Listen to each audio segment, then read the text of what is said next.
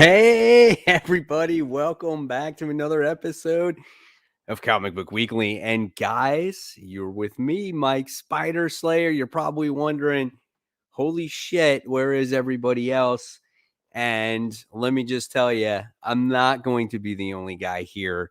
Brant is coming on very shortly. Kat had to bow out at the last moment. She's got a major migraine, can't kind of function right now. So I'm left solo until Mr. Fowler comes on the air. He was running a little bit late. So excuse me. So that's who you got right now. You just got me, Mike Spider Slayer. So want to welcome to the show. We have Tevia on the show. We have Von Golia Flame, if that's how you say your name. Welcome to the show as well. Brant Fowler is now on the show as well. So he finally made it. What's up, everybody? See, he's kind of like shit. Yeah. It's all good. So everything good? Everything fine?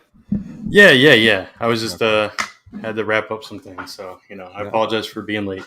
No, that's fine. I just wanted to get started before since we have the feed on multiple platforms, that I wanted to make sure I got it started in time before we lost them. Sure. Yeah. So we do have a show planned. We got some good news for you guys tonight. I think some of it was last week's news as well. And we got definitely our comic books that we're going to be talking about. So we'll definitely have a good show. And while the show is going on, of course, we will take your questions live and we'll answer them the best that we can. So hopefully you guys will have a good time.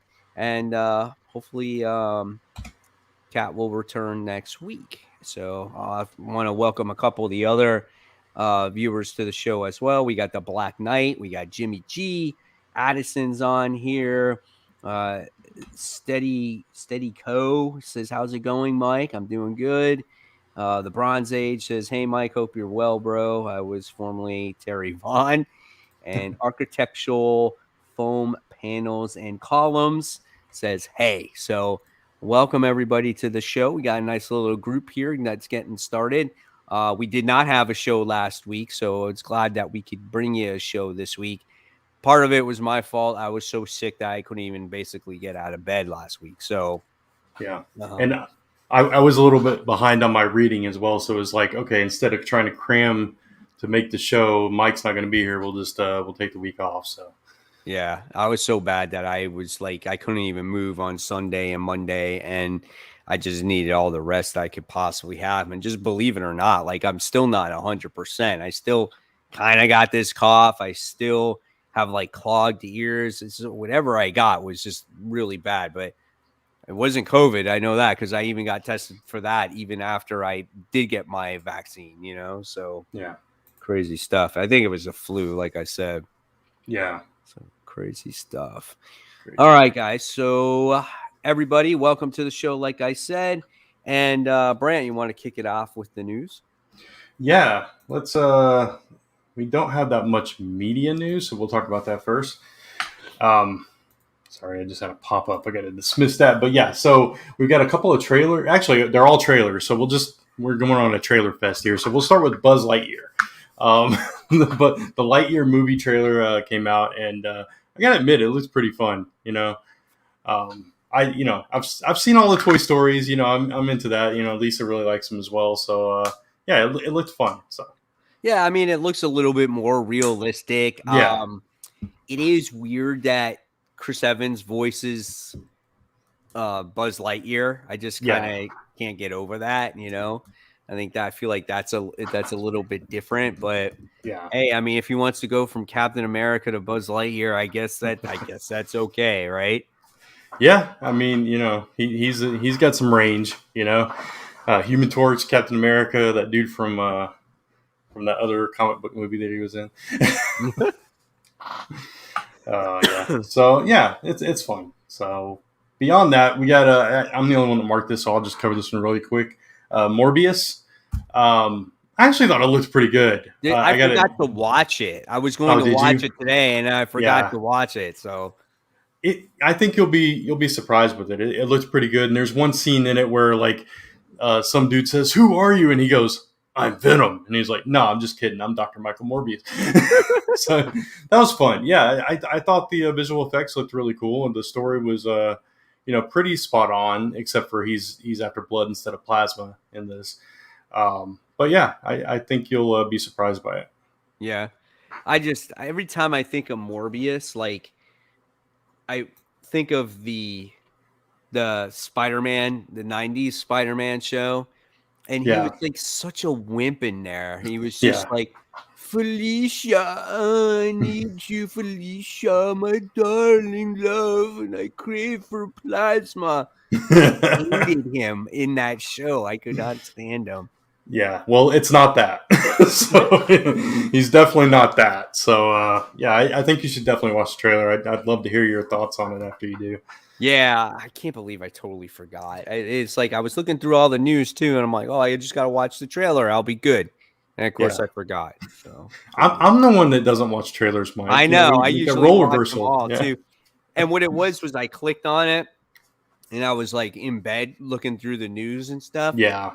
And I'm like, oh, I can't listen to the sound, so I'll just watch it at another time. And then that's how I forgot. So. Right. Yeah, it happens. That's happens to me all the time. But the last trailer we got is the Boba Fett trailer. No, I did watch that. Yeah. I think you told me to watch it actually. Right. Yeah, so that was good. It was interesting seeing him on the throne or whatever you want to call it, and kind of wrangling the crime bosses, I guess you'd call them. But yeah, it was. I mean, there wasn't a whole lot to go on. It was basically just that. It's like, okay, this is what Boba Fett's doing now, and that kind of sets the stage. But it was still cool, especially if you're a Mandalorian fan. It was definitely in that vein. Well, it's kind of funny because when The Mandalorian came out, you watched it because of your love of Boba Fett, right? And you're like, oh, it's Right. The Mandalorian. It's the next best thing, towards Boba Fett. Now Boba Fett was, brought back to us again. And now you're actually getting a Boba Fett show, which is really cool because now you want to see, oh, what's he up to these days? And, how he's going to rule, the throne of Jabba and all that stuff. And, he's got what's her face by his side as well. Yeah. I think this show has definitely some pretty big potential here. Yeah, no, I completely agree, and I love Ming Na, and anything that she's in. So that's just a bonus on top of it all. But Right. yeah, it's going to be a cool show, and absolutely. Yeah, I miss Mandalorian, so I'm ready for something like that. And when is Mandalorian coming back? I don't know actually. Let's see. Because usually it would be out at that same time as when Boba Fett's coming out. Right.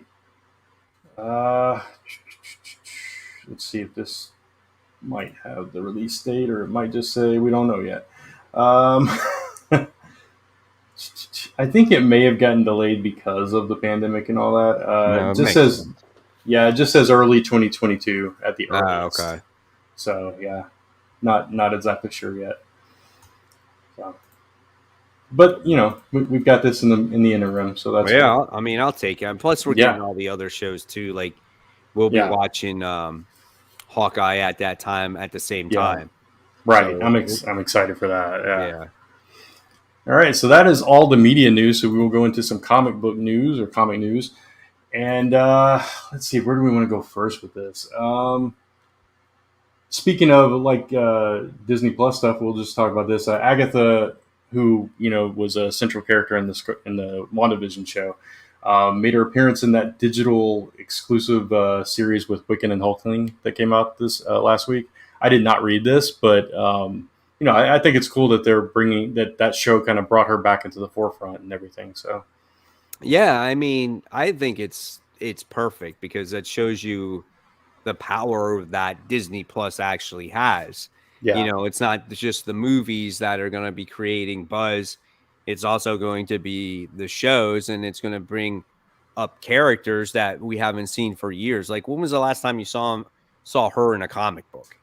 Right. No one cared about her. Now all of a sudden, it's like her first appearance has gone up in price, and now she's making an appearance in new comic books again. So it's cool to get people interested in that character once again. Yeah, yeah, and especially because like WandaVision, she's involved in that family because she's going after Wiccan, right? So that's Hmm. Scarlet Witch's kid, and Hmm. so it just ties it in even more. So it's like, if you were a fan of this, you can go check that out. And being digital comics, that's probably more appealing to people that aren't necessarily comic fans but are fans of the show. So Right. there's more crossover potential there. So I think Yeah. it's cool. Yeah, and sticking with that, Miss Minutes from Loki. That's Uh, pretty neat, though. yeah, it might be in this timeless event. At the very least, getting a variant cover featuring her. See, So that would be cool. I mean, think about it. If it's a variant cover and say it's limited, right? yeah, Miss Minutes has never been in a comic before. right, That's a book that would be definitely a spec book and absolutely, would yeah, probably be worth a lot of money. In the future. So yeah, who knows what they're going to do with that? Like if it's going to be limited, if it's a 1 in 25 or 1 in 50 or 1 in 100, whatever. But you're going to want to try to get your hands on that one. I know people will be all over that. oh yeah, absolutely. It's going to be hard to find, and especially if she does end up being a character in this event, this timeless event, which would make sense. Just Yeah. it's called timeless. I mean, that would be the perfect place for her to get in there. But yeah, it's definitely going to be a spec book, so that's something to watch out for. When is that timeless event? Soon. I think it's Yeah, December. let's see. Marvel's big 2022 plans. Yada yada yada. December 22nd. Yeah. Is when that comes out. So Because this timeless event is an event that will lead to all kinds of stuff that's going on in 2022 with Marvel. yeah, So yeah, absolutely. I was just reading the comments. Sorry about no, that. that's fine. Yeah. I think somebody left because we were talking spec books. That's all right though. That's good. We're not a regular spec person, but that's a Right. new character. Like a lot of people are gonna have interest in that book. Yeah, exactly. Sticking with the Marvel stuff here, we got Thor versus Hulk for the 60th anniversary. This is I think Donny Cates is doing this, right? Like it's Yeah, like yeah. Donny Cates is doing this, so yeah, um, like why not? I mean, this right, kind of makes sense. These two are classic characters, celebrating 60 years. Why not have them fight each other? And it only makes sense because he's writing these titles. So why not have them cross over with each other? Make Marvel feel like the universe is connected, right? Where yeah, I feel like in DC we don't get that nearly yeah, as much, where the universe feels connected. And that's right, why I've always liked about Marvel for some reason a lot more is just it always feels like some way, some shape or form, whether you have 1,000 events or whatever the case, most of the time their universes work and it feels like one whole thing. yeah. No, I completely agree. It's definitely more cohesive, and you feel that, and that's always been kind of the difference between the two. But you Right. know, each to their own, right? We're longtime Marvel people, but we love DC as well. So Absolutely. Yeah. yeah, it's that kind of thing. So Mike uh, Manhattan has this question. I yeah, didn't go too much into it, but he yeah, says, "Did you guys hear about the Image Comics Union thing?" I did hear about it, yeah. but I don't know like I don't know anything about it. Like what does it mean? Yes, they're forming a union, but why did they form the union? Like I'm not sure about that. Yeah, yeah. So I read a little bit into it. This was one of our potential news topics for the show, but we didn't have a whole lot to say about it.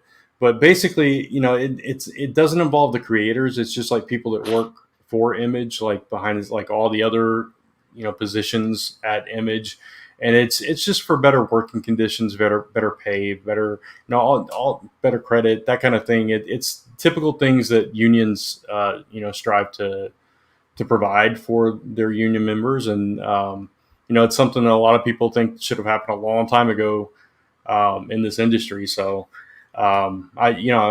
it's cool that Image is working with them and trying to sort that out and trying to make their employees happy. And I think it's also to foster a more positive morale around the offices and that kind of thing. So, um, you know, can't be a bad thing, right? I So guess. Yeah. I don't know. Yeah. Yeah. I guess we'll just have to see how it plays Yeah. out in the future, you know? Right. So, okay, cool. Thanks for the question, Mr. Yeah. Manhattan. Thank you.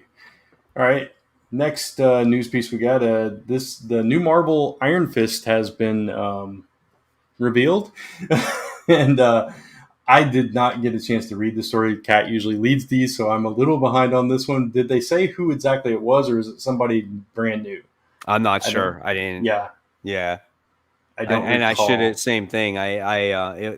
I knew that there was a new Iron Fist.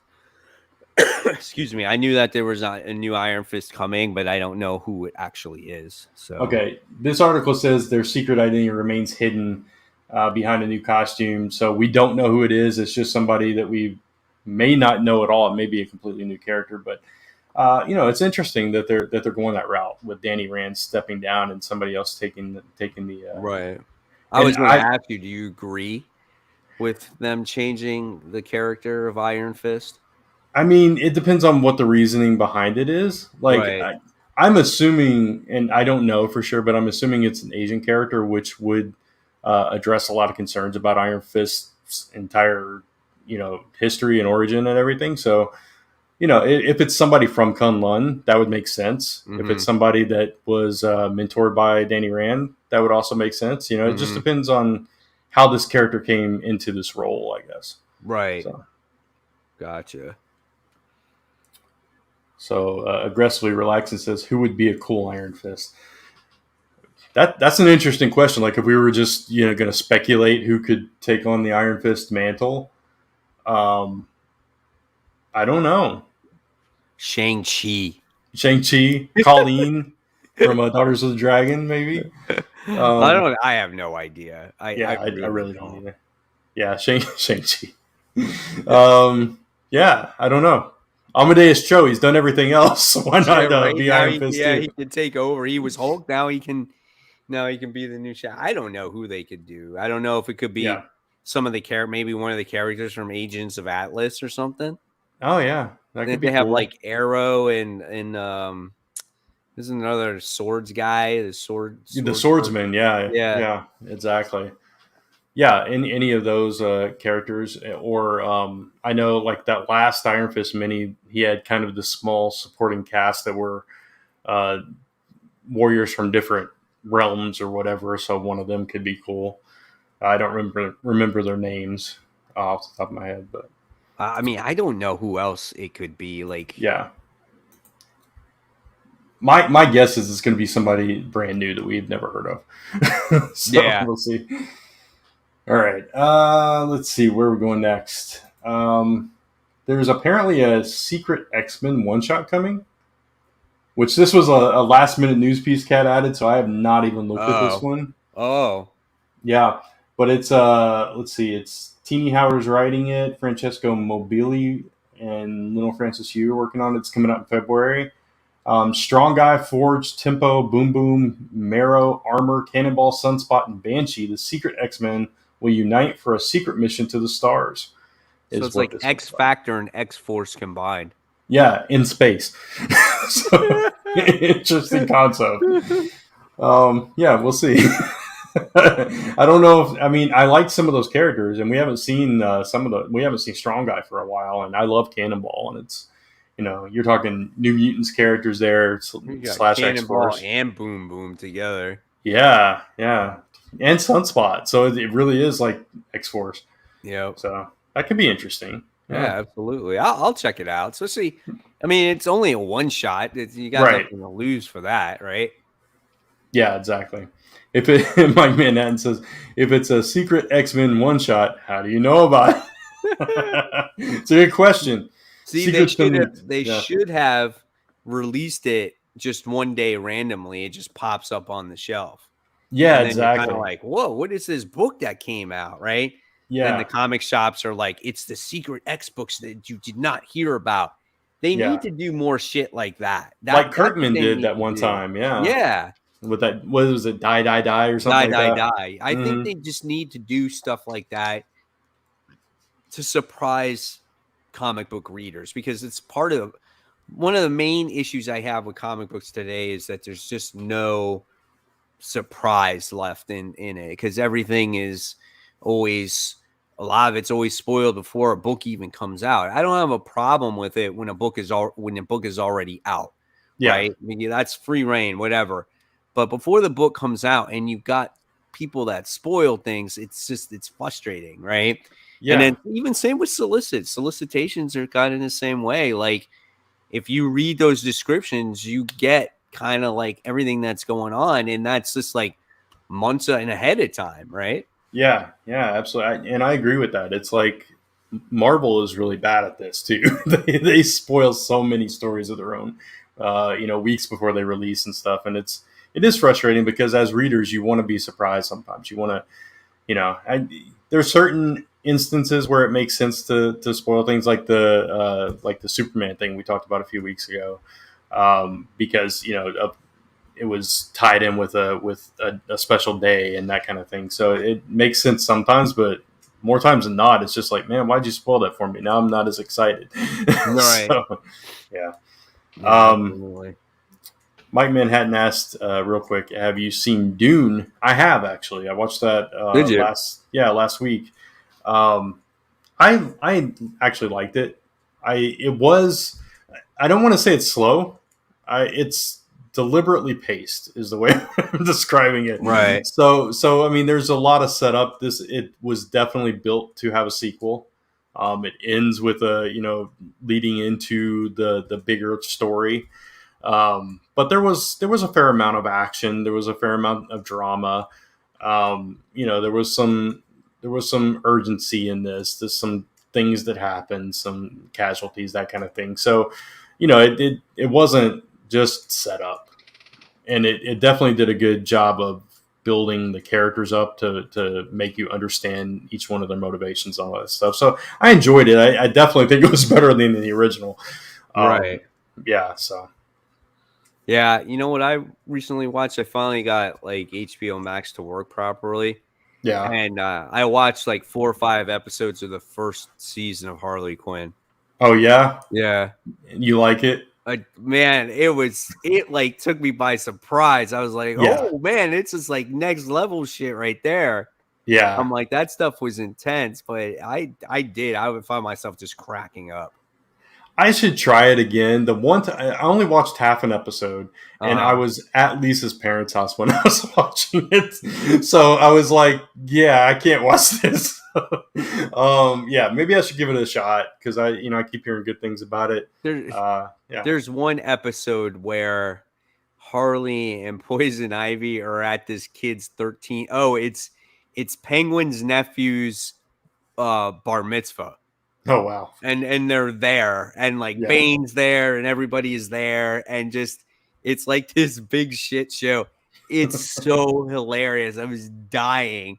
And it's just like it really pushes the envelope on some of the things that they say that I don't expect it to happen in an animated show, because it's almost like when you see it, you kind of reminds you of the animated series, but it's not, but I it's hilarious. And Poison Ivy is awesome in the show, and same with Harley. Harley is really good in that show too.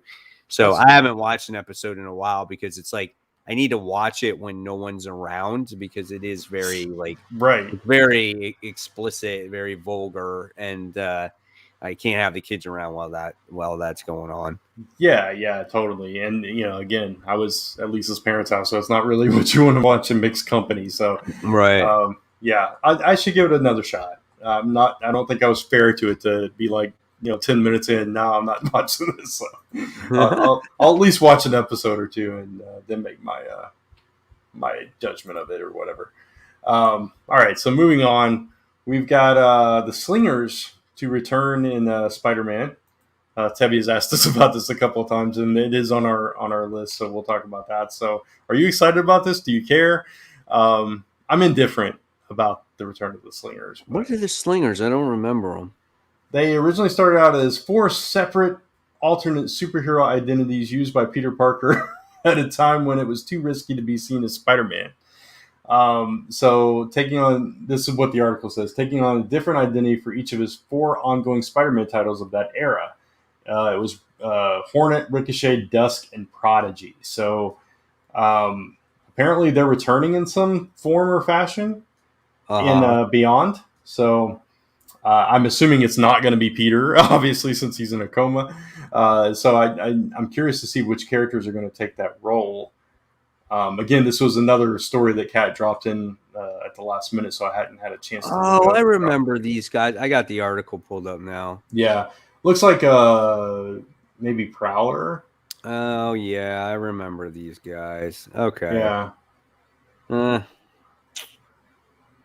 I don't know. I don't care about those guys. They're not gonna like make or break the comic for me. Not at all.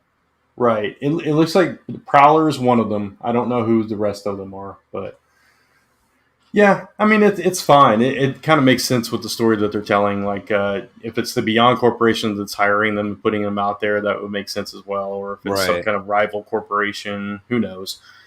I kind of can't wait to see like how the whole thing like goes to shit for Ben Reilly. That's what I'm looking forward to. And when he just says forget about it, I'm not dealing with these people anymore. Right. Yeah. You know that's going to happen. It has to. Yeah. Yeah. All right. So we got two more stories. We'll go with DC's Is Superman Going to Die? I think this is a largely speculative article that was put out, but it's kind of based on the things that have been happening in the Superman books, which, you know, neither one of us are reading like Action or Superman, but we are reading, you know, Son of Superman. And so we get a little bit of that. So we know this whole War World saga begins tomorrow.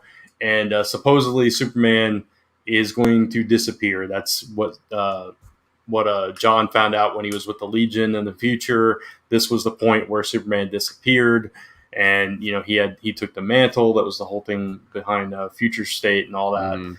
So the speculation is: are they going to kill Superman off again, or what's going to happen with him going forward? So, what do you think? Do you think they're going to kill off the Big Blue? I don't know. I don't care. You don't care? Because if he's dead, I don't care, because first of all, he's not even on Earth, right? He's Elseworld. And if Superman dies, you know he's coming back. They're not going to kill him off. Like, yeah, of course. And it's something that we've already seen. So we're doing it just to celebrate his death, like just to celebrate when he died originally. So we're just going to do it again, like as many years later. Yeah. I don't, that's to me, that just to do it. I think it's just stupid. That's just my opinion.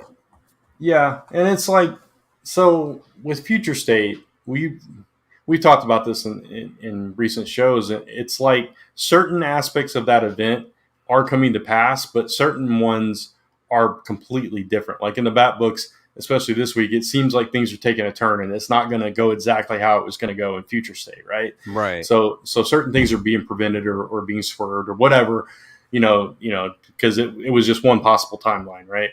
Or however you want to look at it, time travel, yada yada, or future prophecies and all that stuff. So, for John to rise and take that mantle, something has to happen. So obviously, I think they're going forward with this disappearance thing, but I think it would be smarter to be like, okay, this is not the last time we see Superman. He comes back in, a year, a few months, whatever. And, you have this big reunion between the two, and John doesn't go down that terrible path that Future State took him. And that's what I would want. That's what I would do. But, I guess to make John take on that mantle, he does have to be out of the picture. But he already is, because he left Earth and he's fighting this War World thing. So, and as it is, though, Superman fans, Clark, right, are obviously already upset because he's not in Earth. Yeah. And he's not, you know what I'm saying? And they already took away his second book, so John's in it now. Yeah. And so now if you kill him off, what do you do with Action Comics until then? Yeah. Right? So I don't know. it's It it, just it's it becomes the just, Superman family, yeah. Supergirl, Crypto. Figure drawing says that's funny. That made me laugh because I remember that line. Quoto Drago from Rocky Four. If he dies, he dies. Yeah, that's good. Yeah, Uh, but yeah, I just don't think it's necessary to kill off Superman. Like I yeah. think a lot of people are pissed off based off of the situation with John. To me, it doesn't bother me. Like I'm fine with that book and I'm fine with what they're doing with that character. But for the people that love Clark, Hmm. I think people are going to be really upset if they kill him off and he's not around at all, period, for a while.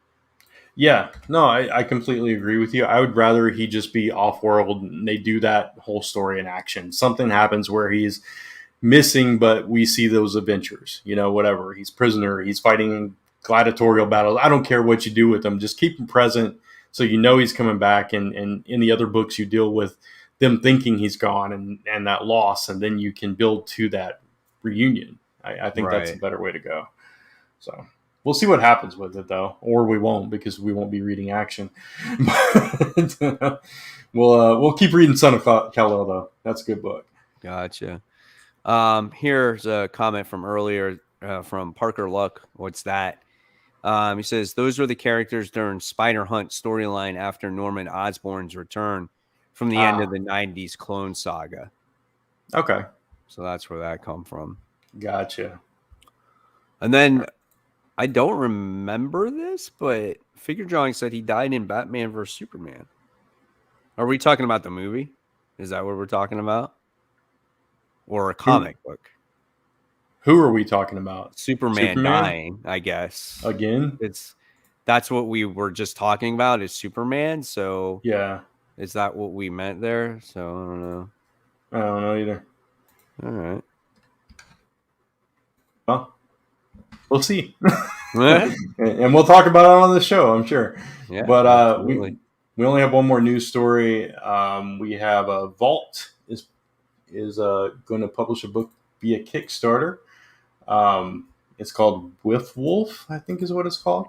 So another company going to Kickstarter, and it's actually got 3 days to go. So it is already almost $40,000. So it's very successful. Yeah, that's pretty good. Yeah. Yeah, their goal was actually pretty ambitious. It was 20,000. Was it really? Yeah, they've almost doubled their goal though, so that's really cool. Congrats to Vault for that. It is really nice art. But yeah, it's just interesting to see more and more publishers, indie publishers, smaller publishers, small press, and things like that going to the Kickstarter platform. It's just proving how big of a part of the industry Kickstarter is these days. So. Oh yeah, true, absolutely. Yeah. And speaking of, since we're talking Kickstarter and that is all our news, I'll go ahead and plug my Kickstarter. Yeah, go for it. Yeah, so let me pull it up so I can screen share it here. Close that. All right, it looks like I got a backer since I last looked, so that's cool. Here we go. Yeah, we had one of our one of our viewers said that they backed you. Nice, thank you so much. So this is In the Land of the Dragon, issue 1 of the cyberpunk fantasy comic book series about a mercenary named Kenzo who's tasked with kidnapping and protecting this child who could shift the balance of power between two warring corporations, the Dreamless and the Children of the Kingdom of Heaven, I think is what the other corporation is called. So a lot of underlying themes in this story, but we just finished our first week. We launched last Tuesday, and we're already, I think, like 54% funded. So that's really cool. So one of the bigger goals that we've asked for. So we're thrilled with that. We've got several variant covers, including that one from Fabiano Mascalo, who did Firefly brand new verse. And we've got, I'll wait till it cycles back around. This one by Federico Sabatini, who recently did Darkhold Blade from Marvel and does Star Wars Dr. Aphra, as we were talking Star Wars. So you can check out all this. We got some limited edition metal covers that we're doing for the first time on this campaign. Incredible creative team behind this one. Luca Frigerio, Lorenzo Rees, Stefano Ronconi are the art team. You can check out more about the rewards and everything on the page. You can see we got digital versions, physical versions, limited edition holo stickers, all that cool stuff. So if you're into cyberpunk, you like Akira, Blade Runner, Ghost in the Shell, even Tron or Sucker Punch, things like that, this will be right up your alley. So go check it out. You can check it out at lastemberpress.com/dragon, and I will drop that link in the comments below. So thanks for checking that out. Very cool. All right.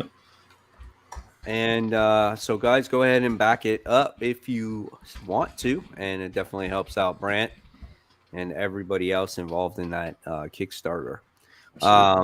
Excuse me. Mike Manhattan asked, have you seen the picture of the live-action Gundam? It shows the mobile suit in live action. I did not see that. I have not seen that either. Cool. Yeah. When did that drop, actually? Yeah. Superman died in the 90s and Bane broke Batman's back. The worst part was how it was handled. You'd think they would put great artists, writers on those event books. Yeah, that's true. I mean, I did enjoy like the Reign of the Superman. That's actually what got me into DC Comics at the time, the Death of Superman and the Reign of Superman. But so yeah, at the time though, like all that stuff like was new. Like you didn't see that much death. Right. You saw Superman was the one to die first, right? I think. Yeah. And then wasn't it who was it? Was it Jason Todd? Right? Wasn't he next? He might have been before that. I don't remember. Yeah, I think he might have been in the 80s, Jason Todd, like the tail end of the 80s. And then Superman was like the first major character to die. Yeah. Right? Yeah, I think so. Yeah, it was huge. It was like, I remember it was like all over QVC. It was all over everywhere, right? All over the news. It was a huge deal. And then you had this whole Batman thing that happened with him breaking his back. Yeah, but then you started getting a whole bunch of DC characters that wound up getting replaced at that kind of that timeline. Yeah, I guess Flash would have been technically the first because in Crisis, in '86. So yeah, and didn't Supergirl die during that event too? Yeah, Supergirl and Flash. So, but as far as like the Trinity, the of DC, definitely the first of those, I believe.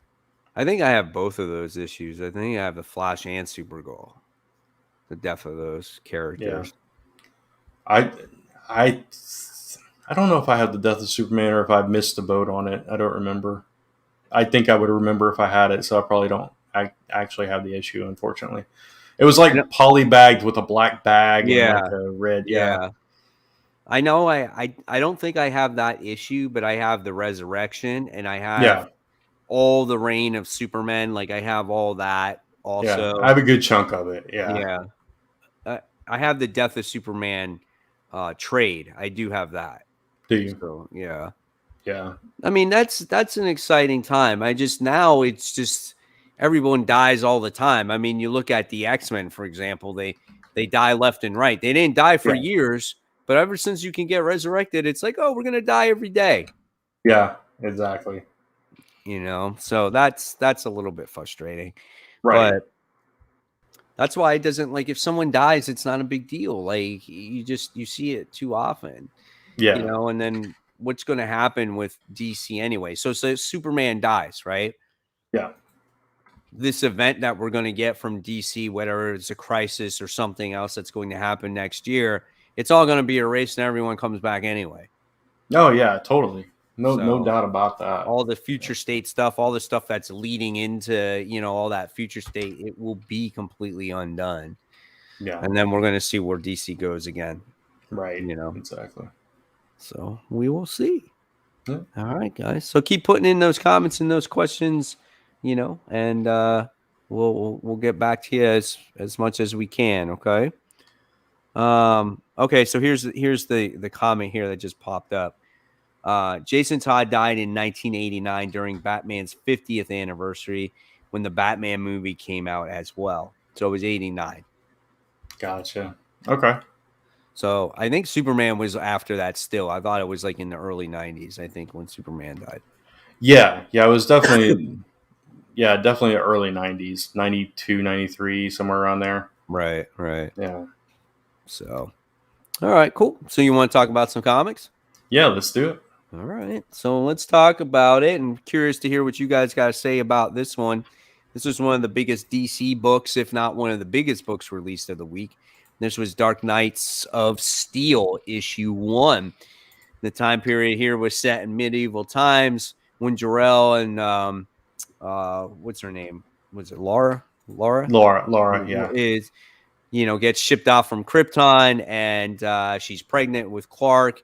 And instead of being in present day, they actually are in medieval times, and they wind up setting the House of L there, a castle, and everything else. And then you get to learn a little bit about some secrets there about Batman and Superman's relationship. And I was like, wow, this is crazy. But seeing these characters in this time period was actually quite interesting. I really enjoyed that.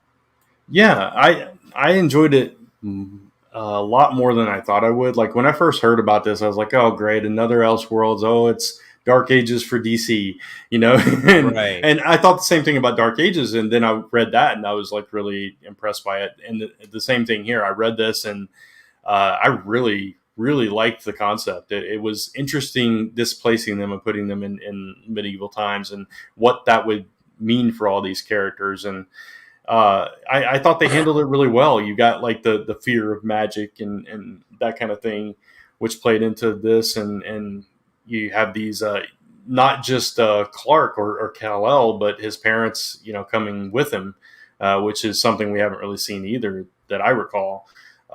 So yeah, I really enjoyed it, and the art was really beautiful as well. So Yeah. I mean, I'm curious to see like Batman and Superman in this didn't kind of see eye to eye at the yeah, end. You know what I'm saying? So now that Batman found out who he is, do you think this creates a divide between them? And do they go their own separate ways? yeah. I mean, they were already kind of at odds. So I mean, and that brings into our main topic of the show. It was kind of revealed in this book. Spoiler alert, that that they're half brothers in this timeline, because Jor-El and Martha Wayne apparently got it on, and the result was Bruce Wayne. Yeah. Or Bruce L, I guess. Yeah. Technically Super Bat. speaking, yeah, Super Bat. And it was like he finds out because they catch Black Canary, who they're calling Banshee, who like goes full force with her abilities on him, and it barely phases him. Right. So it's like, okay, what's going on here? Why does Batman have superpowers? So that's an interesting twist, seeing Batman with superpowers, because that's not something that's usually explored. And then the fact that they're brothers or half brothers or whatever, and it also makes Batman a full on claim to the throne prince here. Yeah. So yeah, there's implications there as well, especially because here, like in normal continuity, Bruce thinks he knows better, thinks he's the protector, he's the smartest man in the room kind of thing. And so is that going to cause some tension to where now he feels like he's got to take charge, to protect the kingdom and all this stuff. So I think Superman is going to be pissed, and he's going to blame Batman for his father's death. Yeah. Yeah. And we could finally see like a fair fight between Superman and Batman with no kryptonite rings, right? And just going at it. Yeah. Yeah. And what did you think about like Green Lantern and Green Arrow?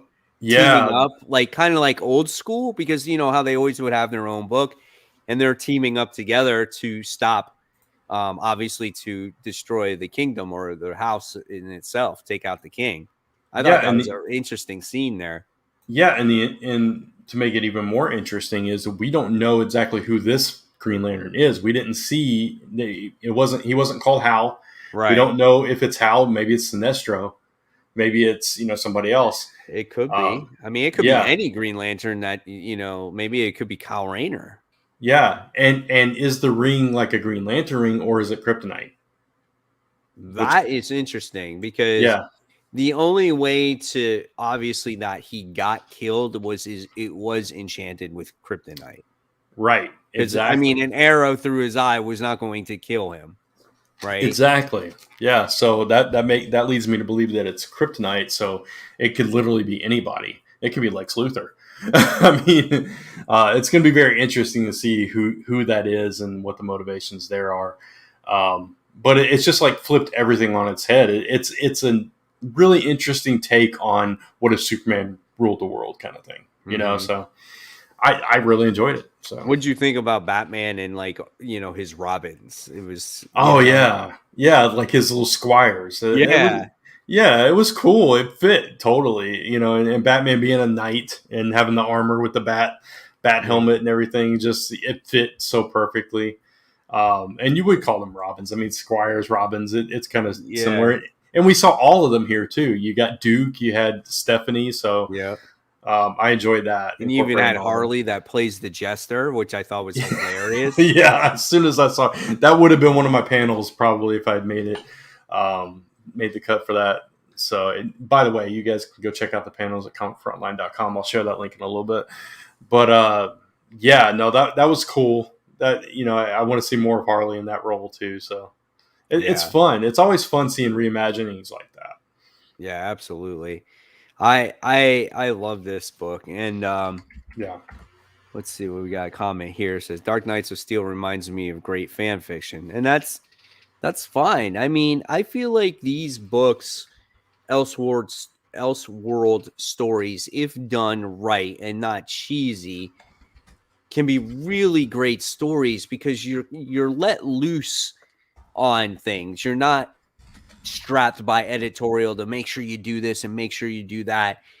And that's why I think people appeal to these more, right? That's why like people appeal to like Sean Murphy's Batman, Injustice, Deceased, this for instance, Dark Ages.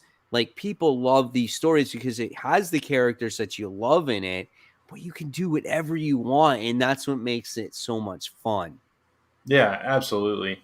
And then you pair great writing with great art to make these stories come to life, and it just makes it even that much more exciting and better all around. And that's kind of what we got here. So, I mean, it's Tom Taylor, right? And I wasn't familiar with the artist, but I looked them up, and very talented art. So, following them on social now. Yeah, but if you guys haven't checked it out, definitely check out that first issue. I think you'll really enjoy it. It was a lot of fun. Yeah. All right, so let's move on. Let's talk about crossover issue 9. Did you read this one? I did read this one. Yeah. I enjoyed it, but it's and I think it was probably a little bit stronger just because of some of the in jokes in this issue. But at the same time, it does feel like we're almost in a little bit of a holding pattern, waiting for the next big reveal kind of thing. Mm-hmm. There was a lot of vague teases about who this person is, prattling on about all the secrets and everything. And I did appreciate that because it sounded like maybe that character is Brian Michael Bendis himself because they talked about how he wanted, if he had his way, the entire world would just be people sitting, talking in rooms. Right. And that felt like very Bendis thing. And especially because the Powers characters are so prominent right now in the current arc. So, it's fine. It's fun. But and I love like all those little teases and little surprise characters that you may not expect and all that kind of thing and how Elle was trying to like figure out what part of the series this version of the Powers people were from and that kind of thing. So it's fine. It's just not as exciting as the concept was when it first came out. Right. I love. Like that was in my panels actually this week, the quippiness between the Powers characters. Right. I thought that was funny. And I thought it was hilarious. Well, I didn't think it was hilarious, but I thought it was an interesting twist about these comic creators can't die because what happens if the comic creator dies? The comic characters themselves are going to die. So I thought that was kind of an interesting little twist in there. But there was definitely a lot of, dialogue or what was nothing, like you said, nothing really progressed the story as much. It took a lot a lot of exposition to get to where we got to in that issue, but it was Yeah. still entertaining. I liked it. I just wanted to pick back up and get like more exciting. I want to see where the Yeah. plot's going to go now from here. Yeah, exactly. And I mean, like I said, it made sense because if you were selling the Bendis thing and powers, that you needed that wordy, talking heads kind of thing, because that is totally Bendis. So it made sense. But like you said, I want some more movement in the story. We've gotten a bunch of teases. This is ultimately a murder mystery between two worlds. It's basically Roger Rabbit in a serious tone. So I want to see where that goes from here, like you said. So yeah, we need some progression to happen in the next issue. Absolutely. We have Comics Fun. Was it Sticks Boy 73? Yeah. Says, hey guys, been a long time since I've watched. Glad to be watching live. So welcome. Yeah, thank you for coming tuning back in. Yeah, absolutely. And then we have 62 Left Y Blues. It says station figure drawing. So welcome to the show. Sounds like a football play. Yeah. 62 Left Blues. Right. Yeah. So what do you think they did to Grant Morrison? What's it say?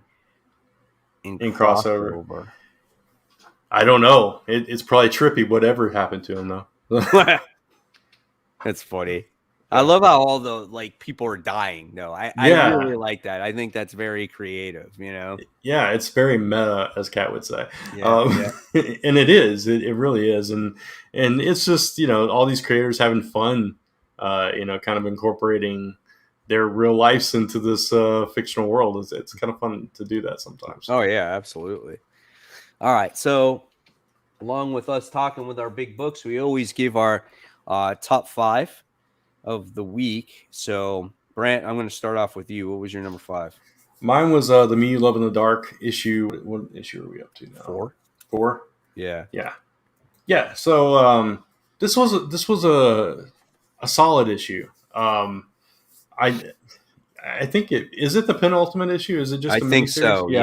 Yeah. So in this issue, we saw the other side of this creature that lives in the dark, and how possessive they can be, and not letting her leave, and wanting her to send away her friend that dropped in, or her agent, whatever he is, and that kind of thing. So he was raising his voice and kind of getting not violent but aggressive, definitely aggressive. Well, the dude's in his house. He's in the ghost's house. Yeah, exactly. So we're getting to that point to where we're going to see exactly what this creature is and what he's capable of. And I thought that buildup was really nice throughout the issue. Kind of, building off last issue where she brings him into the most intimate place, right? To her bed, and then kind of springboarding off of that to, okay, got what I want. Now you're mine, and now you can't have anything but me. If you try to get anything else, and it was just like, man, that's yeah. They're like an old married couple. I mean, just everything was getting on their nerves. Like, keep the curtains closed. No, I want them open. Let me go out for a night. No, you can't leave, Right. And it was insane. And then it's like the guy comes over, like he said, and it was just like, he's like, get him out of my house. And you can feel the tension in this book when you were reading it. This book, what it does so well is that it doesn't have a lot of dialogue, but the way the art is drawn and the characters' emotions on their face is absolutely amazing. And you feel that Ro is just in pain and she needs to get out, but she doesn't know how to express that to, her agent or whatnot. And then by the time you get to the end of the issue, it looks like you're going to see this creature like eat this guy or whatever it is, Yeah, and that's another thing we can praise about the book is the lettering, because that plays a big part into it. Like when he's just being his normal self, this creature, it's just like normal, and then when he raises his voice, it's just like this, because it's a lot of floaty text because he's a ghost or whatever he is, and so we've seen that throughout it, and the music the interesting way that the art illustrates the music that's playing throughout the house and stuff like that. But like the lettering just gets like large and bold and kind of just aggressive and that kind of thing, and it enhances that experience like you were talking about with the art and everything too. So yeah, this is a good series. I highly recommend this one, and I can't wait to see how that plays out and what actually happens to conclude the story. So absolutely. For me, this is Scotty Young's best series for me. I know he's had other series. I know other ones have lasted longer, right? I mean, we had Middle West, which was good. It was a long series. It was good. But I feel like for a real like mini series like this is phenomenal for me. And he also did I Hate Fairyland, which how I thought about that book. Yeah. And so, and now he's doing Strange Academy. Yeah. But this is just a whole other level for me. And I just really enjoy it. And it also shows his range. All those books you talked about are all completely different. Yeah. But yet you still get that same kind of not same tone, but a similar vibe from his writing style. That you can say, oh, this is a Scotty Young book, but it's in a completely different realm. From each one of them is a completely different realm. So it's interesting. He's a very talented dude. Yeah. So. Oh yeah, absolutely. We get a question here from Alex Santana. It says, "You guys reading May's book?" I am. Yeah, you and Kat are, I believe. Yeah. I am not. I really enjoy that book as well. Very interesting concept. I can't wait for the next issue for sure. Sweet. Let's see. Anything else? I'm missing some. Mike. What we got here? Went and got Silver Coin series from issues 2 through 6. Still going to be on the lookout for issue 1 on your recommendations. Yeah. We'll talk about Silver Coin in a little while. I love that issue, man. That issue was crazy. And okay. Oh, we're talking about the Image founders, so that's what they were talking about in the chat. Oh yeah. Okay. Gotcha. All right. I will share that one. Thank you, David. Appreciate that. Keep up the great work. You guys are so awesome. Thank you, David. Yeah, appreciate that. All right. So my number 5 was actually Primordial issue 2. I like that book. It's really a quick. I mean, maybe it takes you like 2 minutes to read this book, but it's on the. It's basically about the Russian dog, Laika. And you see everything from the point of view of the Jack Russell. I think that's the type of dog that it is. And once again, whenever a book has to do with an animal like a dog, I'm always a sucker for these things. And you basically see the dog going through like this different dimension and everything in the beginning of the issue. And the artwork is just, wow, it's just way out there. And then it's like, and then you see his like whole life from like when he was an abused dog to when he got picked up and then he got prepped to go into space.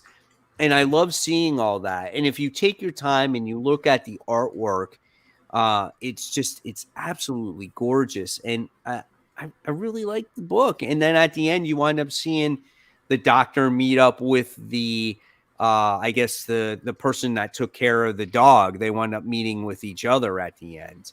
And I guess maybe they're going to find out what happened to this dog. So cool. I thought it was cool, man. I liked it. I really did. Who publishes that one? That one's Image. Image? Okay. Yeah. So you got Jeff Lemire and Andrea Sorrentino on the book. Okay. Yeah. I remember you talking about it now. Got it. All right. So next we're going to move on to another new Image book that came out this week, which is Newbern Issue One. This reminded me of like Law and Order, CSI, but with the mafia. Yeah. And I thought this was an interesting concept. This is done by Chip Zdarsky. And I like this story. I was like, man, Chip Zdarsky should be like a freaking cop or investigator or something, man. Because the way he put this whole story together, full circle from when the case was, first opened up to the very end and how he solved it was absolutely amazing. Hmm. I mean, it was very well written. I agree with you. I don't think it's my thing, so Right. I I didn't could enjoy it see as that much. though. Yeah, I actually read like a third of it and had to put it down and come back. It's like, Uh-huh. man, I was, to be fair, it was like at the end of the day, I was like, I'm too tired to get You're into this right tired, now. yeah. Yeah. You need to be Um, sharp for this book. yeah, which, I agree with you. The way that he basically solved this crime, and it's interesting that he's a former cop, but now he's kind of a consultant for the cops, but also works for all the mafias. So he's in this interesting position where he's untouchable, which I thought was a really cool twist that you Yeah. don't see a whole lot. It's like he can't do wrong by anybody, like cops or mafia. Right. You can't touch this guy. And if you And do, you're going to get killed. yeah, by everybody. Yeah. So it's like, okay, what is this dude's angle? And the twist with him, spoiler alert, asking the perpetrator to basically work for him Yeah. I was like, what was is really cool too. this? Yeah, Like, what the hell is that about, man? yeah, So it was so, pretty cool. yeah. So it's cool. I don't know that I'll keep reading it just because it took me a while to get into it, but it was definitely very well put together. I'll give you Yeah. that. I could say that this is not necessarily always my thing either. So Yeah, I'll see how long I'll enjoy it for. This is a series where very easily that if you don't pay attention to it, you can forget what happens. So that's why, like I said, you got to be reading this book like when your mind is sharp. yeah, Because if you skip over something or whatever it is, you can miss a very key moment in this book. yeah. So, it's tough. And as many books as we read each week, Right. it's very easy for us to have things that kind of mush together, right? Yeah, So, yeah, absolutely. I could definitely see this translated into other media, though, for sure. oh yeah, absolutely. This is made for a show. Yeah, This is definitely absolutely. made for a show. Hmm. Alex says, shout out to Mike for fighting through that sickness last week.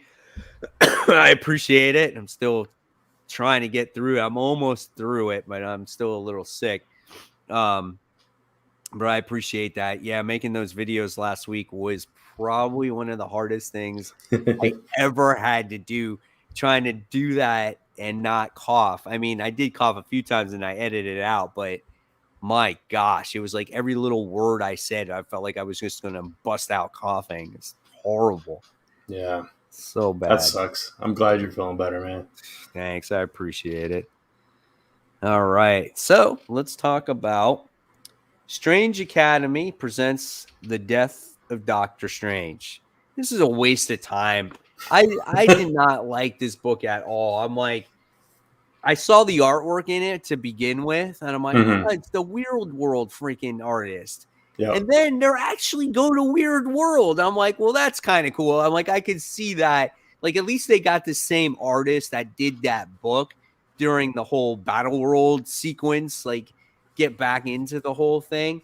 But then the book legit has to do with freaking Enchantress and the twins, and it's just like it's about Enchantress. It's not even about Yeah. freaking Doctor Strange. I was like, that's so freaking lame. Yeah. If this was just like a one shot about them, it would have made more sense. Like, I understand the implication. Oh, because Doctor Strange died, this demon is released from his, or this whatever he was Right. released from the stone or whatever. Um, so I mean, it's a very loose tie-in to the Very death of Doctor loose tie-in. Strange, just to tell that story that ultimately meant nothing in the end. Because everything was put back the way it was, before he was taken. So it's like, okay, everything's good now. And then you just get like these one-page things that Scotty Young wrote and different artists drew, showing where each character is after Doctor Strange's death. That's okay. what they had to do to make it more of a tie-in. Yeah, It'd be like, exactly. oh, the school's closed, so you're gonna go home. So here's this guy, and here's that guy, and here's that guy, and I'm like, what? Yeah. I spent money on this comic. I'm like, I'm not Yeah. buying any more tie-ins when it comes to Death of Doctor Strange. Yeah, the fact that Strange Academy comes out tomorrow, you could have just threw in all those one pages at the back of that, made it a oversized issue, and just been done with Absolutely. it. Yeah, Absolutely. There was no reason to release that book. It I really agree. wasn't. And I know they had an Avengers one recently come out, and I Yeah, didn't read, I didn't even buy that no, one. yeah, I But didn't either.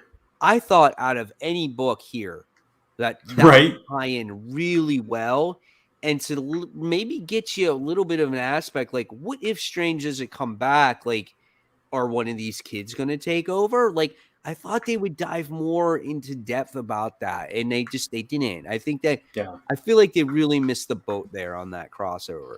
Oh, I completely agree. It was, like you said, it was a waste of time, and I don't know. It bugs me that it was labeled with the death of Doctor Strange because Yeah, it wasn't really about that at all. it's crap. So. All right, let's move on. Let's talk about our number 4. What was your number 4? My number 4 was Radiant Black. A little lower this week or this month, whatever. It was still solid, but just nothing happened. Right? It was all about how he's basically coping with everything. How Marshall's coping with everything. Mm-hmm. Coping with Nathan being in the coma and on death's door stop, whatever you call it. I don't know what the phrase is, but about to die. They're about to take out the tube and call it, and him trying to figure all that out. And you're seeing his day to day, and how he's gradually coming to terms with different things. With he's trying to work out this deal with these YouTubers or whatever. Yeah, there wasn't a whole lot there, but the ultimate takeaway from this is that Nathan's still alive and there's a way to save him. Yeah. And that's kind of what you take away from this, and how that tension and that drama built up through the issue to bring him to that conclusion of, wait a minute, there is something I can do. So for that reason, it did kind of make my top 5. Plus, I just love this book. So Right. This was number 6 for me because even though nothing much happened in the book to progress the story, except the end where it's like like you said, he figured out a way to save him. I did appreciate the love that Marshall had for Nathan and how much he cared for him as a friend, and right.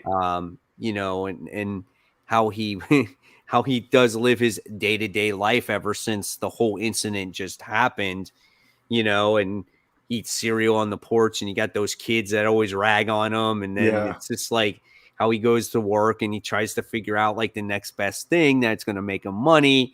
Right. And just I like that stuff, just in the day-to-day, like he's got these superpowers now, and now nothing is happening except he's just fighting some wannabe villains, Yeah. and then at the end he calls for that higher power to figure out, hey, what's going on? I know he's alive, so I like that. This is definitely a good story, and you're not going to get every issue where they're the Radiants are going to be battling something. If in order for the story to get better, you got to flesh out these characters. And absolutely. I like how maybe Nathan is not out of the picture yet. Yeah, I like that, but then it brings in the question, like, what happens with the Radiant? I mean, does he take back over? Marshall's already kind of invested in this, and he saved the world, so it's and that power did tell him that there would be a sacrifice or whatever. So that's going to be interesting to see how that plays out. But I agree with you. All that day in the life of stuff is necessary for those characters, and it kind of reminds me of. There's a show I'm watching on Apple called Mythic Quest, and it's about like this video game developer. Mm-hmm. But like certain episodes, they just completely detour from what's going on to tell you like the backstory of this or that, and or it's like a flashback to this thing that happened that kind of shaped what's going to happen here, and it's like completely different tone and everything, and that's kind of what this issue reminded me of a little bit. Is like, step back. Let's take a look at the life of, and kind of build from there, and it gets you excited for that next issue because it's like, oh wait, Nathan's alive. All right, so yeah, right. I'm on board with it, and I do think it's good storytelling. It was just a little bit of a slower issue as well. Sure, yeah, I agree with you. It took me quite a while to read that book. Yeah. All right, so Figure drawing says at first I wasn't into Radiant Black, but I got into it after a few issues. Yeah, I liked it from the start. Yeah, I did too. I do like the way it's written. I like the concept, and it is not a Power Rangers thing. No. The only Yeah. the only resemblance of it is you got a bunch of people wearing suits that are different colors. That's basically about it. Yeah. It's definitely it takes the very seed of that idea of Power Rangers and like just blows it up in something completely different. Right, exactly. All right, and my number 4 is the Silver Coin issue 6. Did you read this? No, I haven't read that series at all. This would have taken you about a minute to read. Really? This was a quick read. So this was the best issue yet, though, when it comes to the Silver Coin. So this boy, he goes to the arcade, right? And he plays this video game. It's like a Mortal Kombat game, right? And he gets his ass beat. Like, he's just horrible at this game. And the arcade manager is just like this older kid. He always plays the other kids in this game. And it's just like, instead of like fatality, it's like slaughtered, and that's what it says. So the kid's like gets kicked out of the arcade because the security guy's like, you can't hang out here if you don't have any money to spend. So he goes they're in the mall, right? And so the kid goes into the fountain, and what does he do? He steals money from the fountain. Of course. And he finds the silver coin in there. Obviously, that's the thing that he grabs. So he goes and he puts the money in the machine, and he starts playing, and he starts winning, right? And he winds up beating the manager, and he's like, no way. And then everyone's like, next, they line the quarters up on the machine, like you did when you were a kid. Right. And so he starts playing, he starts kicking everyone's ass, and and he starts pressing the button so hard his fingers start to bleed, and like he starts sweating, and then he starts like kind of like his eyes open up, and he starts like getting like integrated into the game a little bit. And then it comes time to close, and the manager's like, all right, kid, you got to go now. And he's like, no. He's like, kid, you got to leave. And then all of a sudden he grabs him, and he shoves his head into the freaking joystick, and it goes through his eyeballs and everything else. Security guy's like, what's going on here? All of a sudden he turns around, and he's like a creature from the game. And he takes the joystick, and he takes it out of the freaking arcade, right? And it becomes this scythe, and he slices off his freaking hands and shit. Wow. Dude, it's so bad. It is so bad. And it's just like he kills everybody, and then the next morning everything is cleaned up, and he has all the high scores in the game, and then he winds up becoming a character in the game. He's like inside the game now. And the cool thing is, it's like Spawn was a character in the game, because you got to see Spawn in there. And then you get to see the lady from the red dress from that other Image book that's out. The hell is it called? It's that conspiracy theory book. Totally forgot what it's called. But you see a little appearance in there from her there. This book was awesome. I love this book so much, because we grew up playing in arcades. Right, yeah. And that's where this took place. Like, it felt like it took place in like the 80s or early 90s or something like that. So it was a lot of fun. It really was. Yeah, it sounds like it. If there was an issue I would have read, it probably been that one. Yeah. Oh yeah. Yeah. Here we get a comment about it right here. FC says Silver Coin issue 6 and number 1 have been the best so far. Issue 6 reminds me of us skipping school to play Killer Instinct when it came out. Nice touch by the writer to make him a lockable character. Yeah, that was definitely a phenomenal read. Really good. So I spent many a day in an arcade as a kid. My God. I can't tell you the amount of times I spent playing fighting games. Like, it started off with Street Fighter, then it was Mortal Kombat, then you had Killer Instinct, and then Tekken, Tekken, yeah. I mean, you got Virtual Fighter, you got like, all those games, Yep. So really cool stuff. I remember the first time I played Virtual Fighter, and I played as the drunk dude. I was like, man, this dude's crazy. But he's like, I'm like, what is this guy? You know? Does a backflip and then lands on his stomach, and is like, it's like, what are you? Funny. Virtual Fighter. I really like Killer Instinct though too. Yeah. I really enjoyed that game. All right, so let's move on to Batman issue 116. What'd you think? I mean, it's like every other issue of Batman at this point, right? Yeah, It's the same stuff. I mean, yes, there's the is Scarecrow dead or not, thread through this, and that's interesting to pick up on. Which he's not dead. he's not dead. Yeah, Yeah. exactly. But the ending where the two parts of Poison Ivy, come to meet. We're finally going to get Poison Ivy back, which we haven't seen since Heroes in Crisis. So that's good, or before Heroes in Crisis. So yeah, I don't know. There was a beautiful art. I mean, a gorgeous book, but just I'm kind of over the story. I think at this point. Yeah. So Yeah, I am too. And then we got a comment that says if Jorge Jimenez wasn't on the book, that he would skip it. yeah, if the art didn't look as good as it does, I might skip it too. Honestly, it's I don't know. We've talked about this multiple times, and I think I even enjoy the book more than you and Kat. But Yeah. at the same time, it's this magistrate stuff, this future state stuff. I'm so far over it, and I'm ready to move on to the next thing, and yet we're still getting this story. Yeah. And yeah, so and I'm going to be really interested to see, where all these new characters go, right? Yeah. You got Punchline that's been in prison all this time. So you're not really doing anything with her. She's in like a couple backup stories right now. Mhm. But where are you going to go with the Gardener? Where are you going to go with, Miracle Molly? Where are you going to go with, who else did he create? Clown Hunter. Yeah. Ghostmaker or whatever. Like, where are you going to go once you leave? Yeah. Who is going to pick up these characters? Where are they going to go? Are they going to have legs? Like, the Yeah. only character I really see, honestly, is I can see that Punchline will be the popular one out of all these. Yeah. I mean, Miracle Molly is serving her place here, and I do really like the character, and I like the backstory in that one shot, the Secret Files or whatever, how she came to be. But beyond this story, especially the way this story is going in this issue in particular, kind of poking holes in the whole theory behind what the Insanity Collective or whatever they're called is.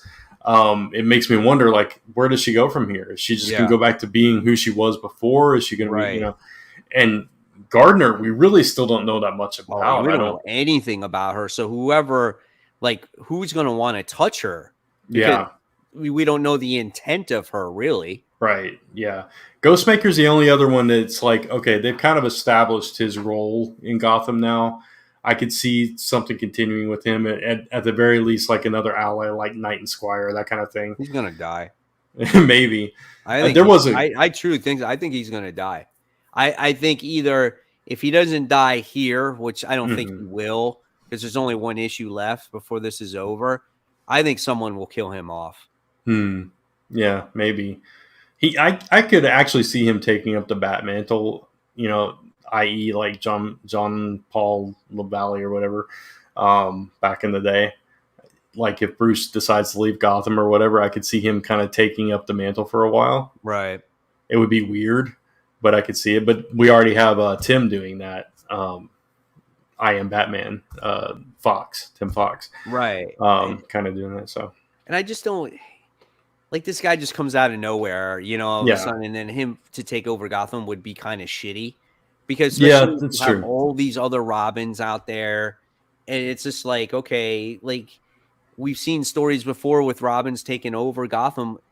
We can just as easily have that again. We don't need some Ghostmaker character to do that. I agree.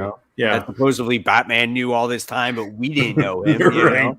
Yeah. Now, I will say, did he ever bring him up in his entire history of being Batman? Right. Yeah. Until right now, this run. I will say there was a beautiful splash page featuring Ghostmaker in this issue. It's like he had his sword drawn, he's kind of quarter turn, and it looked really good. But and I think, like, I don't know what Tynion was planning when he created all these characters. I can't feel that he was going to create all these characters just for this story. Yeah. You know what I'm saying? So I don't know. It will be interesting to see where all these characters go. I don't know. I think there were grand plans at play before things went a different direction. And, Right.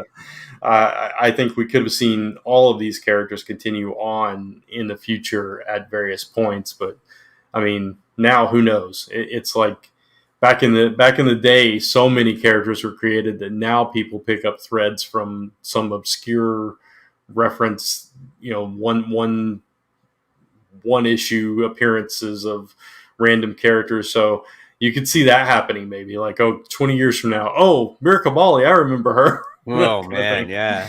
But I just think like maybe he was just created all these characters for obviously future stories. Yeah. Because maybe he thought that he was going to be in a 4-year run or 5-year run for Batman. Also for legacy purposes too. It's like, this is definitely his stamp on Batman and the DC universe as a whole. So not taken away from that at all. I hope somebody does something with some of these. I really like Miracle Molly, but I think Punchline, like you said, has the most legs. Right, right. Yeah, we'll see. All right. So let's talk about A Thing Called Truth. What book was that? It's an Image book. I actually didn't get a chance to read it. There were 2 books I didn't get to read, and that was one of them. So okay, all right. So, somebody asked in the comments if we had read Magic Order. That was the other one I did not get a chance to read. Oh, okay. Yeah. All right. So then let's talk about our number 3. What was your number 3 then this week? My number 3 was actually Knighted, the book that you asked me if I'd read earlier. It's mine too. Oh, nice. Yeah. So we can talk about that one. Interesting twist on Batman, basically. Oh, it's a total Batman story, but what would happen if he died? Yeah, and not only what would happen if he died, but what would happen if he was a jerk and a perv. Yeah, exactly. Yeah.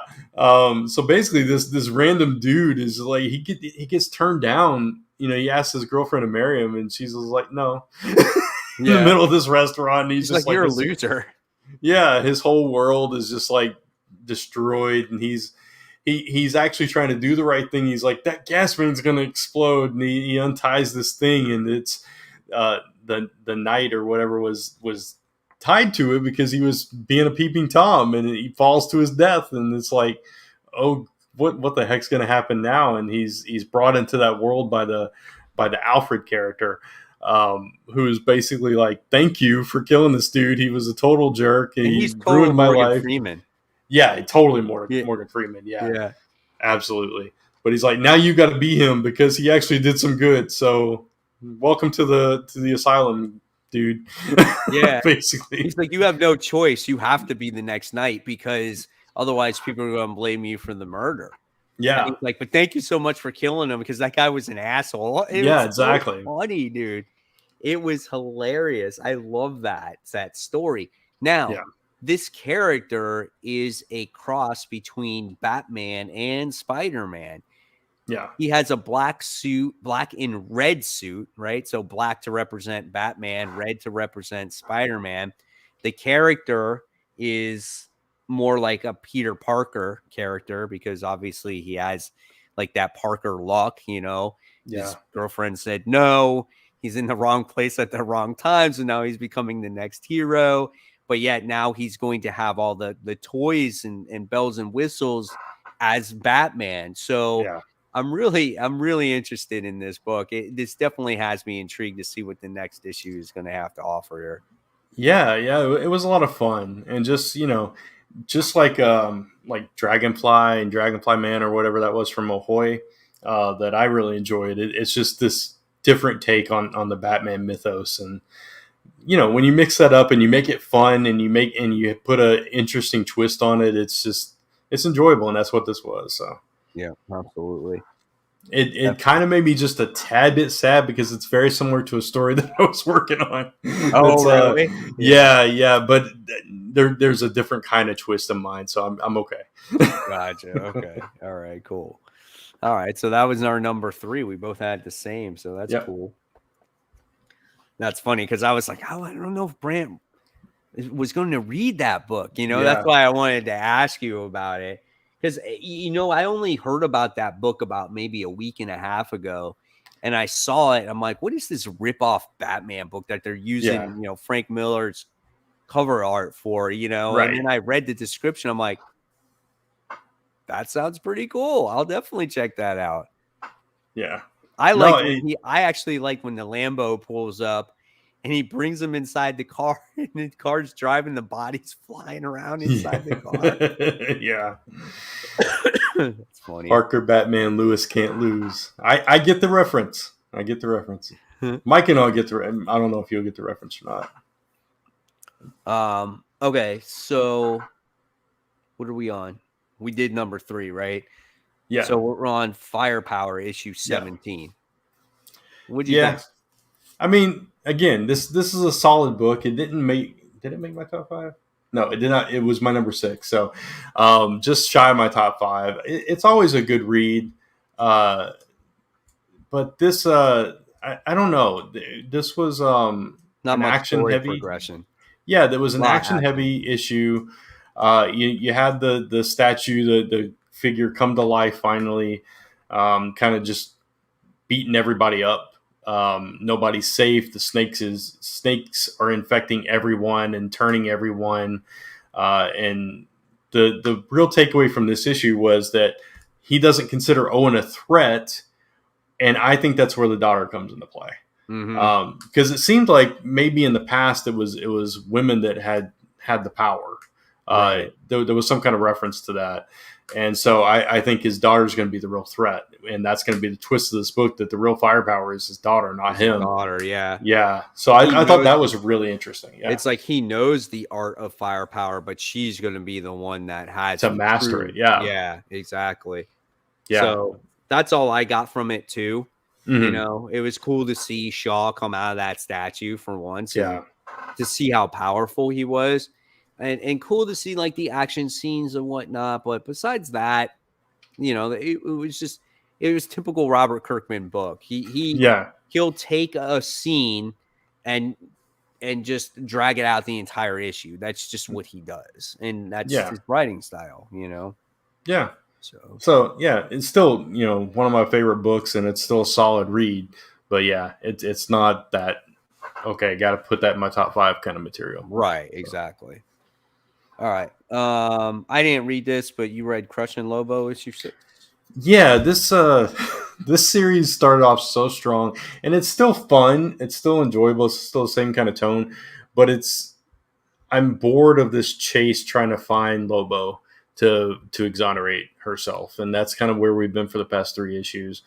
And that's what this whole issue is. She goes to Space Vegas. It's literally called Space Vegas, and is trying to find him, and finds a bunch of people that look like him. And she's like, I don't know why so many people look like Lobo. And it's kind of, I think it's trying to tease that he's got a bunch of, kids around the universe that are kind of half Caesarian or whatever. But and it's her misadventures on Space Vegas and trying to find him and getting drunk and all this kind of stuff. So again, fun, some jokes here and there, breaking the fourth wall a little bit, but not a lot to hang your hat on with this one. So right, yeah, okay. Gotcha. All right, so now we're gonna move on to number 2. My number 2 was The Me You Love in the Dark. I love this book. I mean, it's just so good for me. I'm always disappointed when it ends because I always want more. Yeah, I'm actually scared of what's going to happen in the next. Yeah, movie. Like I really am.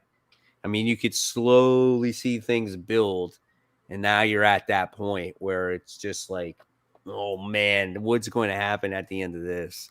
Yeah, it's like, is Ro going to survive this? Or is it just going to be this creature in this house? Right.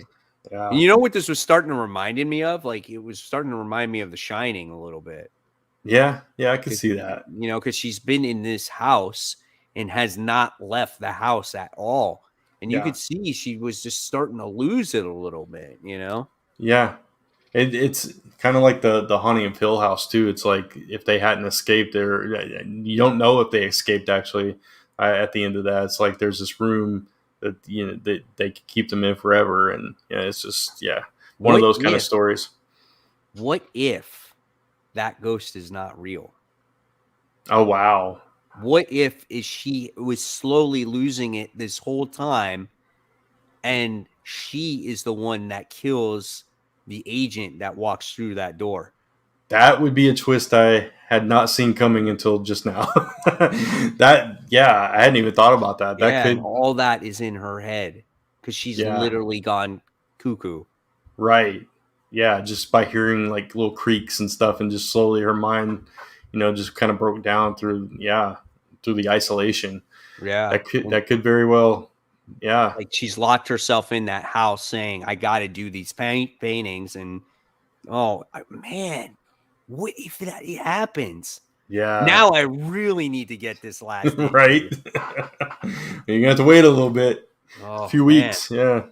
But crazy. Let's take note on that. Yeah, absolutely. Let's take note and see if I'm right when this book comes out. If that happens, you called it here.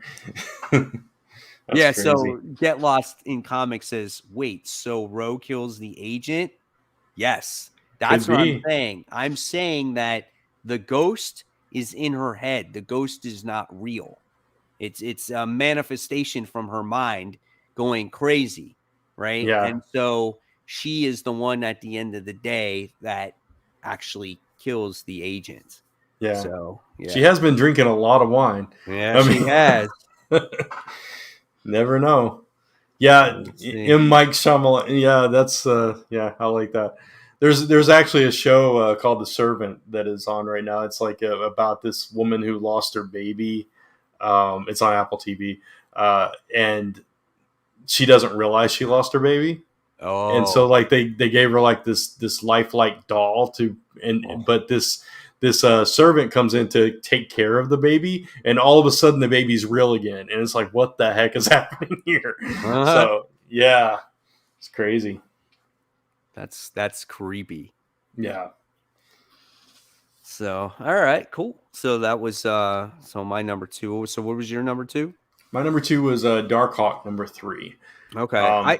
I like this issue. Mm-hmm. But I just liked some of these other comic books better. What I missed out of this book though was I love the humor in the last issue, and then we didn't get that. This was a much more serious issue because he found out that his friend died. And then the ending was weird. So whenever you have action sequences in this book, it was just like when he found the amulet and then all of a sudden he became the hero and he went to go save it. Like it seemed very rushed, right? Yeah. Same with this here. Like he's doing battle in these scenes. All of a sudden, like he gets his hand chopped off and he falls into the ocean and he's like naked. And it's just like, what's going on there? Like, yeah. And then he's trying to discover his powers. I don't know if you knew this or if you realized this, but if you look in the panels, you see old school Darkhawk actually showing him like how to do these powers. Did you? I missed that. No, I did not notice that. I missed that completely. It was. Let me see if I can find the book. Let's see if I can show you to you. While you're looking for that, I agree. Like that sequence where like he's underwater and naked and all that stuff. I was confused by. I didn't understand what they were trying to show, what they were trying to illustrate in that scene. So I completely get where you're coming from with that. Yeah, exactly. Yeah. All right, but right now, I liked the seriousness of it and how he dealt with finding out his friend's dead and confronting the guy that, the guy in the bar and trying to find out who killed him and all of that. And, I like that until we got to the end of the book. Okay, so if you're right here in this page right here, you go into the very bottom of it. Right, and you look right here, it shows old school Darkhawk telling him how to use like his his chest beam or whatever it Yeah. is, right? Okay. And then here you show him, he's showing you that he has the claws in his hand. Right. And that's old school Darkhawk right there. Yeah. And so if you look at his suit, the new Darkhawk suit, like it's like it shows it in like his like in the red parts. Like that's where it's this. It just didn't make any sense to me. Okay. You know, so I was like, that's kind of weird. But most of the story was good. Like I liked it. It was just those last few pages that just didn't make real sense to me. Yeah, no, I totally get that. I liked when he took the helmet off and saw, and what he saw was like, oh crap, because we know, yeah, and kind of musing like, why am I shorter when I'm Darkhawk? Because he's a basketball player. So that's funny because usually you get bigger like when you transform to something, and he's getting smaller because he's so tall. So little stuff like that. But yeah, no, I completely agree that last part was a little confusing. Right, right. So yeah, that's right. So this makes this can see like that's where he saw all those images, like right in his chest plates. Yeah, it's weird. I don't know. I don't know what they were trying to do there. Right. Right. Yeah. Gotcha. So all right. So we talked about Radiant Black. We talked about Darkhawk. So now we'll just go on to our number one, and I'm sure your number one was Dark Knights of Steel. Yep. Yeah, that was mine too. Yeah, such a good book. Oh yeah, absolutely. Yeah. All right, so chopping block. Yep. Newbern for you, possibly. Yeah, pretty likely, just because I don't think I'm gonna, like you said, we read so many books. I can see myself dropping off of it. So right, and then Human Target. Yeah, I was kind of a similar thing. I was disappointed by this. I loved the Human Target TV show like so much. I was so mad when it got canceled. It was a really good show. But I didn't have a whole lot of history with the comic version of the character. Mm-hmm. This is Tom King, and this book was typical Tom King storytelling, and it felt like every Tom King story I've ever read, which some of those I really love. Like Vision is like, I think, his best work for me. Right.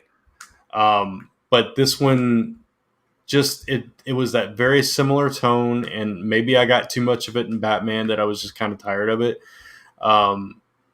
And I just didn't find myself caring enough about this particular story. So Human Target is he's a character that basically takes the place of somebody that is trying to get killed, or that somebody's trying to kill. So in this story, he starts off taking the place of Lex Luthor to protect Lex Luthor, and he takes a gunshot, and ultimately he dies because he's been poisoned, and it's a murder mystery of who killed the Human Target. Basically, worked backwards. The storytelling is so I don't know. It was a little boring, and it was a little like, do I care who killed Human Target? I don't think I do. So yeah, right. Yeah, so I thought about this multiple times about trying to pick this up. I read the description; it sounded kind of cool. Yeah, and then like I'm looking at it, I'm like, oh man, it's Tom King. I'm like, he could have a good first issue, and then this thing just becomes total crap as time goes along. Yeah. So I was just like, I just said, you know what, I'm gonna pass on this one, and that's what I did. Yeah, and see, that's what happened with me with what is it, Strange Adventures, or the one with Adam Strange. I got like halfway through that one, and it kind of did that. It lost me, and I just never went back to it. And I was afraid the same thing was going to happen with this one. Yeah. Right. Gotcha. All right. So that's it for the chopping block. And let's see. So let's talk about most anticipated books this week. Yeah, so not a whole lot, but there's some big ones that we want to talk about. So we'll get to those in just a minute. But we mentioned May's book earlier in the show, so issue 3 comes out for that. Yeah, definitely looking forward to that. Yeah, Strange Academy we talked about as well. Mm-hmm. So this one has the Secret of Zoe is like the selling point for this issue. Emily takes a field trip, and we also learn the secret origin of Zoe Laveau. So diving into one of the characters a little bit more, so that's cool. And then lost my page there. We got Miles Morales, Spider-Man number 32, following up on that Taskmaster stuff from last issue. Yeah, so I'm looking forward to that just to see Yeah. like what's going to happen with Taskmaster. What's his deal? Why did he capture Starling? What I notice about these Miles Morales issues, they're really quick reads, like Yeah. really quick. Not a lot of like this really seems like decompressed storytelling. I feel like you could literally probably tell the story in one issue. That's what Yeah. I'm getting at if you really wanted to. Probably. But I'm still looking forward to it because Taskmaster's in it. Exactly. Yeah. I thought it was last issue was pretty good. So, and like you said, I like Taskmaster, so I want to see what happens with that. A new book called My Date with Monsters, issue 1. You've marked down here. Yes. So, yeah. So I think this one's from Aftershock. I could be Yeah, I think wrong. so. So if you read the description of this book, it sounds interesting. So what happens is the government is like using this experiment. They're experimenting with like taking people's dreams Mm-hmm. and using it for their own purpose, but it obviously went wrong. So Okay. what's going on is that the people's dreams are real. Yeah, they're real or they're fake. Like it comes into real life. Okay. So I found that a quite interesting concept there. So I want to see what this book is about. Like, really, it sounds cool. Like you're dreaming, right? And this comes in real Earth. Like, Yeah. what are these dreams going to do to people? So this could be a very bad thing for people living on Earth right now. Yeah. Think about all the people in the world. Everybody dreams. So if your dream comes to life, there's going to be a lot of hell that breaks loose on planet Yeah, for Earth. sure.